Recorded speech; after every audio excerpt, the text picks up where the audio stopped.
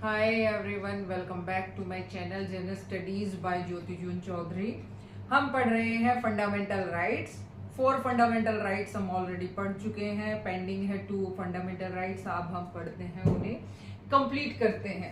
Article 28 तक हमने already पढ़ लिया है। आज है article 29, cultural and educational rights, सांस्कृतिक एंड शैक्षिक अधिकार। आर्टिकल 29 कहता है कि protection of interest of minorities.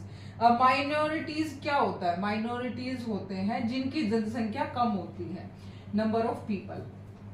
ठीक है, तो वो लैंग्वेज के आधार पर भी हो सकते हैं या फिर रिलीजन के आधार पर भी। तो protection of interest of minorities, minorities का जो इंटरेस्ट है उसकी प्रोटेक्शन करना। Article 29, right to conserve language, script and culture. क्या कहता है कि कल्चर यानी कि उनका बचाव करेगा। किसका? लैंग्वेज का, माइनॉरिटीज की लैंग्वेज का, उनकी भाषा का, स्क्रिप्ट का, बोली का, कल्चर का। ठीक है, जो उनकी संस्कृति है। ठीक है, तो उनकी सारी की सारी चीजों का क्या करेगा? कंजर्व करेगा, प्रोटेक्शन करेगा। अब जैसे माइनॉरिटीज की बात की जाए तो माइनॉरिटीज काफी है, सबकी अपनी अलग अलग बोली है। हमारा जो इंडिया है, इंडिया के अंदर बहुत सारे धर्म है और बहुत सारी कास्ट्स हैं। ठीक है, तो माइनॉरिटीज की बात आती है। अब जैसे हरियाणा है, हरियाणा एक छोटा सा स्टेट है और हरियाणा में जो बोली बोली जाती है, जो स्क्रिप्ट है उसकी, जो लैंग्वेज भी बोल देते हैं, लैंग्वेज है उसकी, बोली ही है, लैंग्वेज है उसकी, स्क्रिप्ट है, लिखने का तरीका। ठीक है, तो वो और इंडिया के अंदर और किसी स्टेट के साथ मैच नहीं खाता। तो अब हरियाणा का जो कल्चर है, हरियाणवी कल्चर, उनका जो पहनने का तरीका है, उनका जो बोलने का है, उनका वो रागनी गाते हैं। पूरे इंडिया में हरियाणा के अलावा रागनी कहीं नहीं चलती, तो रागनी उनके सॉन्ग्स हैं, उनका कल्चर है। घाघरा, दामन, कुर्ता, चुंदड़ी, तो ये जो कल्चर है उनका, स्क्रिप्ट है उनका, लिखने का तरीका, बोली है उनकी, लैंग्वेज है, तो उसे रिजर्व करना, कंजर्व करना। ऐसे नहीं कर सकते कि हरियाणा एक छोटा सा स्टेट है, उसे भी, उसके ऊपर भी प्रेशर डाला जाए कि भाई तुम लोग भी हिंदी बोलो। दिल्ली में हिंदी चल रही है, हर जगह हिंदी चल रही है, या फिर इंग्लिश बोलो। जैसे साउथ में कहते हैं कि आपको इंग्लिश है तो इंग्लिश बोलनी पड़ेगी। कन्नड़ भी बोल सकता है, तमिल भी बोल सकता है, मराठी भी बोल रहा है, मलयालम भी बोल रहा है। तो इंडिया के अंदर अलग अलग टाइप की बोली बोली जाती है अलग अलग स्टेट में। तो जो ये जितनी भी बोलियां हैं, डिफरेंट डिफरेंट बोलियां हैं या स्क्रिप्ट्स हैं या फिर उनका कल्चर है, तो उसे बढ़ाने के लिए आगे, तो उसके प्रोटेक्शन प्रोवाइड कौन करता है? आर्टिकल 29, कि जो है जैसा है, जहां है वो वैसा ही रहेगा, और वो चाहे तो अपने पूरे के पूरे रिलीजन को या कल्चर को आगे बढ़ा सकता है। नो डिस्क्रिमिनेशन, उनके साथ कोई भेदभाव नहीं होगा in admission to educational institutions, कि जब भी किसी स्कूल में, कॉलेज में, यूनिवर्सिटी में जब एडमिशन की बात आएगी तो उन्हें ये कह के एडमिशन नहीं दिया जा सकता, मना नहीं किया जा सकता कि आपको तो हरियाणवी आती है, आपको ये बोल, उनकी बोली के आधार पर उन्हें तय नहीं किया जाएगा, उन्हें जज नहीं किया जाएगा। तो जिसकी जो बोली है, जैसी बोली, वो सब अपनी बोली पर प्राउड करे, बोली पर, अपने कल्चर पर, अपनी स्क्रिप्ट पर। तो उनके साथ कोई भेदभाव नहीं करेगा। किसी भी स्कूल में, चाहे किसी भी कॉलेज में, किसी भी यूनिवर्सिटी में एडमिशन ले सकता है। ये आर्टिकल 29 प्रोटेक्शन दे रहा है माइनॉरिटीज को। अब है article 30, right of minorities to establish institution. अभी तक क्या था? आर्टिकल 29 क्या कह रहा था? कंजर्व कर रहा था उनके कल्चर को, उनकी स्क्रिप्ट को और उनकी लैंग्वेज को। लेकिन ये क्या कह रहा है कि आप अपने लिए इंस्टीट्यूट्स भी खोल सकते हैं, स्कूल खोलो, कॉलेज खोलो, जो आपका मन करे वो खोलो। माइनॉरिटीज रिलीजियस, वो धार्मिक माइनॉरिटीज भी हो सकती है जिनकी जनसंख्या कम है, सिख भी हो सकते हैं, जैन भी हो सकते हैं, और भी क्रिश्चियंस भी हैं, या तो रिलीजन के आधार पर या फिर लैंग्वेज के आधार पर, can set up and administer educational institutes, तो वो अपने धर्म को आगे बढ़ाने के लिए, अपने धर्म की शिक्षा देने के लिए स्कूल खोल सकता है, कॉलेज खोल सकता है, यूनिवर्सिटी खोल सकता है। तो ये माइनॉरिटी के पास राइट्स है, ये आर्टिकल 30। अब आता है आर्टिकल 32। आप ये कहेंगे आर्टिकल 31 क्यों नहीं है? आर्टिकल 31 इसलिए नहीं है क्योंकि ये हटा दिया है हमारी सरकार ने। पहले हमारे 7 फंडामेंटल राइट हुआ करते थे, 6 तो हम पढ़ रहे हैं, ठीक है। एक आर्टिकल और था हमारा आर्टिकल 31, और फंडामेंटल राइट भी वही था, right to property. Right to property पहले हमारा फंडामेंटल राइट था, उसमें कुछ अमेंडमेंट्स हुए, लेकिन अमेंडमेंट्स के बाद भी उसमें ज्यादा सरकार कुछ कर नहीं सकती थी, तो उन्होंने इस आर्टिकल को ही हटा दिया है और इसे फंडामेंटल राइट्स भी नहीं है। अब ये एक ऑर्डिनरी राइट है, लीगल राइट है। अब फंडामेंटल राइट दूसरा है, RIGST। अब फंडामेंटल राइट और लीगल राइट में क्या फर्क है? कॉन्स्टिट्यूशनल और लीगल राइट्स एक होते हैं, कॉन्स्टिट्यूशनल राइट्स या फिर फंडामेंटल राइट। फंडामेंटल राइट्स वो राइट्स होते हैं जो हमें चाहिए ही चाहिए, जो हमारे जीने के लिए सबसे ज्यादा जरूरी है, ठीक है। और लीगल राइट्स वो है जो पार्लियामेंट बनाती है हमारे लिए, एज ए सिटीजन हमारे लिए राइट्स बना रही है।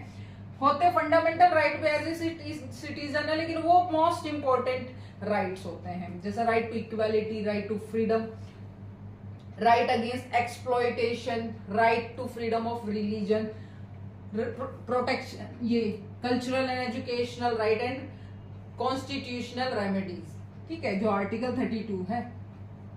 ये हमारे 6 राइट्स है, फंडामेंटल राइट्स है। उनके अलावा जो आर्टिकल्स हैं, जो भी हमारे राइट्स हैं, वो हमारे लीगल राइट्स में आते हैं, जो पार्लियामेंट्री बनाती है। 6 फंडामेंटल राइट थे, तो फंडामेंटल राइट्स में राइट टू प्रॉपर्टी भी हमारा फंडामेंटल राइट था, लेकिन उसे बाद में हटा दिया। अब जब आर्टिकल 31 का पार्ट हटाया, तो जब आर्टिकल 31 था तो इसका कुछ पार्ट था 9th शेड्यूल में, वो एज इट इज है, हमने पढ़ा भी था लैंड रिफॉर्म्स को लेके। वो 9th शेड्यूल है लैंड रिफॉर्म्स से लेके, यानी कि इसका आर्टिकल 31 को हटाकर कुछ पार्ट 9th शेड्यूल के अंदर है और नया आर्टिकल ऐड किया गया, आर्टिकल 300A। इसमें हमारे प्रॉपर्टी राइट्स है, लेकिन ये हमारा फंडामेंटल राइट नहीं है। इसे यहां से हटा के जितने भी हमारे फंडामेंटल राइट्स है वो 12 से लेके 35 तक है। 12 से लेके 35 तक हमारे फंडामेंटल राइट्स हैं, पार्ट 3, ठीक है। तो 32 जो आर्टिकल है, ये पार्ट 3 में 12 से 35, लेकिन आर्टिकल्स तो 12 से 32 तक ही आ जाता है। ये हमारा 6 फंडामेंटल राइट है। ये कौन से? 44th कॉन्स्टिट्यूशनल अमेंडमेंट हुआ था। इस अमेंडमेंट के थ्रू हटा दिया आर्टिकल 31 को, हटा दिया था 44 कॉन्स्टिट्यूशनल अमेंडमेंट 1978 में, और बना दिया क्या? Article 300A, right to property. तो अभी से हम पढ़ेंगे कब? 300A के अंदर। अब है article 32, right to constitutional remedies. ये हमें अधिकार, संवैधानिक अधिकारों का उपचार बोलते हैं इसे। ये अगर आर्टिकल नहीं है, ये अगर हमारे पास फंडामेंटल राइट नहीं है, तो बाकी हमारे फंडामेंटल राइट्स, बाकी जितने भी राइट्स हैं हमारे सारे ना के बराबर है। तो ये हमारा आर्टिकल है, article 32 fundamental right, right to constitutional remedies.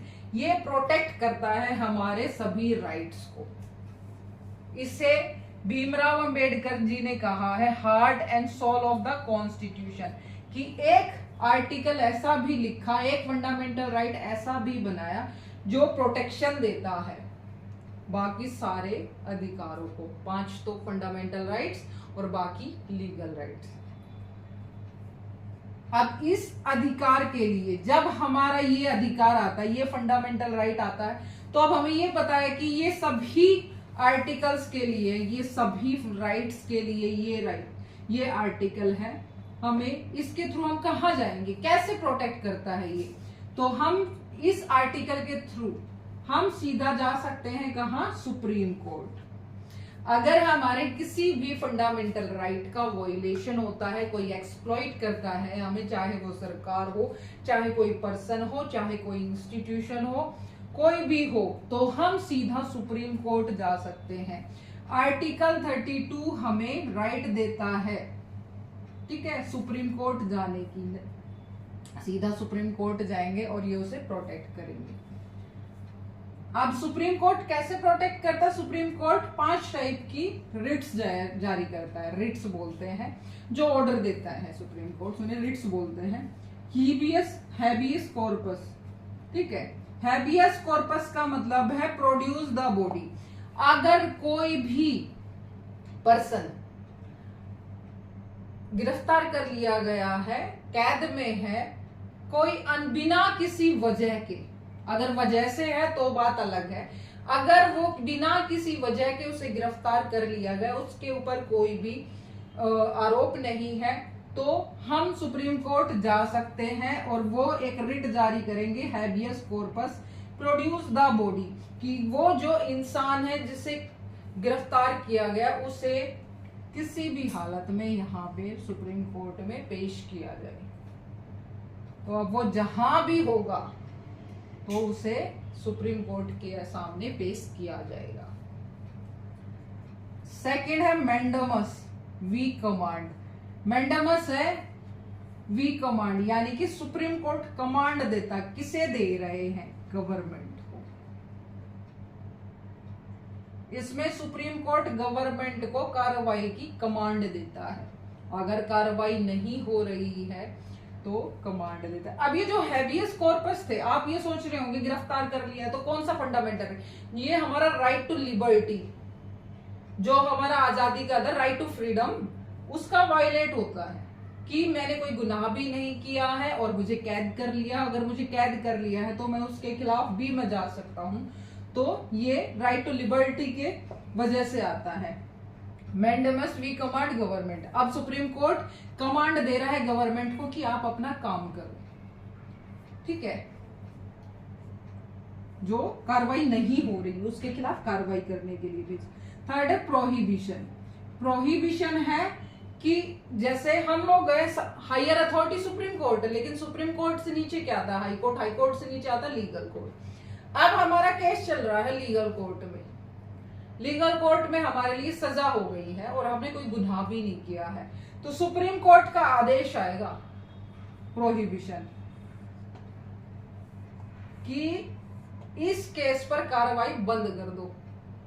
आपको आदेश दिया जाता है कि आप अनवांटेड, अननेसेसरी इसमें कार्रवाई मत कीजिए। अगर आप अपने अधिकार क्षेत्र से बाहर उसमें काम कर रहे हैं तो कार्रवाई को बंद करवा सकता है सुप्रीम कोर्ट। तो कार्रवाई को बंद करवा देता है कि अब केस किसके पास है, मेरे पास है, चाहे हाई कोर्ट में हो, चाहे लोकल कोर्ट में हो, या फिर किसी दूसरी अथॉरिटी में है, तो इस केस को बंद कर दिया जाए, मेरे पास केस है। फोर्थ है कार्टियोररी, टू बी सर्टिफाइड। कार्टियोररी कहता है कि आपने ये आदेश देता है, हाई कोर्ट भी दे सकता है और ये सुप्रीम कोर्ट भी कार्रवाई दे सकता। इसमें बंद करने के लिए है, ये कहता है कि अगर आपका अधिकार क्षेत्र नहीं है, ये तो सीधा कार्रवाई बंद करवा रहा है। ये क्या कहता है कि आपका अगर कार्रवाई करने का अधिकार क्षेत्र है ही नहीं तो आप उसमें कार्रवाई मत कीजिए। ये अधिकार क्षेत्र से बाहर के काम करने से मना करते हैं। क्यों? क्योंकि फंडामेंटल राइट्स किसका अधिकार क्षेत्र है? सुप्रीम कोर्ट का। फिफ्थ आता है क्यो वारंटो। By what authority? ये क्या करता है क्यो वारंटो अगर रिट जारी हो गई तो ये कहता है कि जो भी पब्लिक पोस्ट पर इंसान बैठा है तो वो क्यों बैठा है, उसका पर्पज क्या है, उसकी पोस्ट क्या है, वो उसके पद की चेक करता है क्यो वारंटो। कि अगर किसी भी इंसान का कोई पब्लिक है, कोई गवर्नमेंट जॉब है, उसका कोई पद है, तो वो पद कौन सा पद है और उस पद पे किस अधिकार क्षेत्र से वो उस पर बैठा हुआ है। ठीक है, तो सुप्रीम कोर्ट ये 5 रिट जारी कर सकते हैं और ये पांचों किसके लिए है, फंडामेंटल राइट्स को प्रोटेक्ट करने के लिए। तो ये है ना कि सरकार के ऊपर कोई नहीं, सरकार के ऊपर भी कौन बैठता है, सुप्रीम कोर्ट। और सुप्रीम कोर्ट का पहला और सबसे जरूरी काम क्या है, जनता के फंडामेंटल राइट को प्रोटेक्ट करना। अब वो उसके लिए कमांड पुलिस को भी दे सकता है, सब सरकार को भी दे सकता है, कोर्ट्स को भी दे सकता है, लीगल कोर्ट्स को भी दे सकता है, यहाँ कार्रवाई बंद भी करवा सकता है, अधिकार क्षेत्र भी पूछ सकता है कि किसके अधिकार क्षेत्र के अधीन काम कर रहे हैं, और क्यो वारंटो और उनके पद को भी चेक कर सकता है। तो ये सुप्रीम कोर्ट के पास पावर्स है सारी की सारी। तो आज हमने पढ़ लिए आर्टिकल्स, 2 फंडामेंटल राइट्स हमारी कंप्लीट हो गए। तो आज हमारा ये टॉपिक कंप्लीट हो गया फंडामेंटल राइट्स का। 6 के 6 फंडामेंटल राइट्स कंप्लीट है।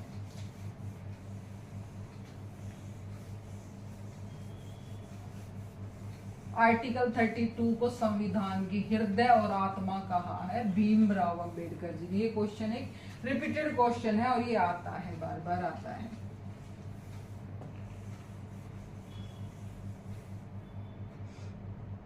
आर्टिकल 6 फंडामेंटल राइट्स हो गए हैं हमारे। पहला क्या था, राइट टू इक्वालिटी। दूसरा था right to freedom.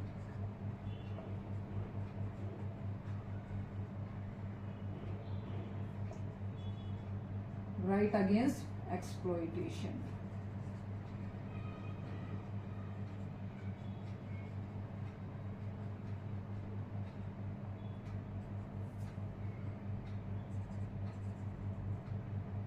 Educational and cultural rights.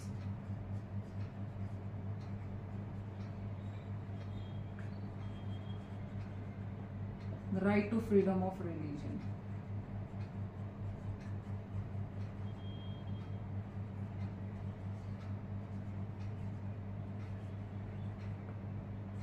और राइट टू कॉन्स्टिट्यूशनल रेमेडीज।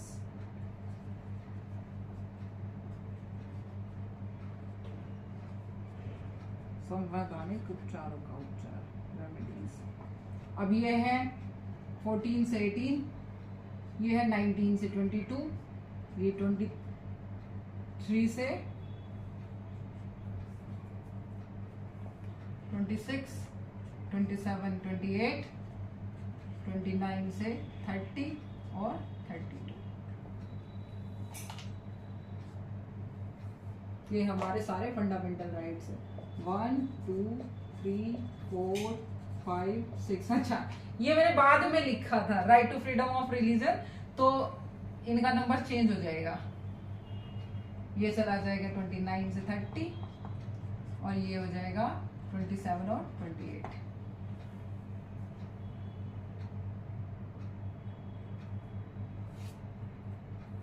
ठीक है, ओके। तो आज का लेक्चर यहीं पे वाइंड अप होता है। कल हम पढ़ेंगे आर्टिकल 33 से लेके 35, पार्ट नंबर 3 कंप्लीट कर देंगे, फिर पढ़ेंगे पार्ट नंबर 4। तो एक लेक्चर और होगा इसी पे, पार्ट नंबर 3 पे। तब तक के लिए लेक्चर वाइंड अप है। ओके।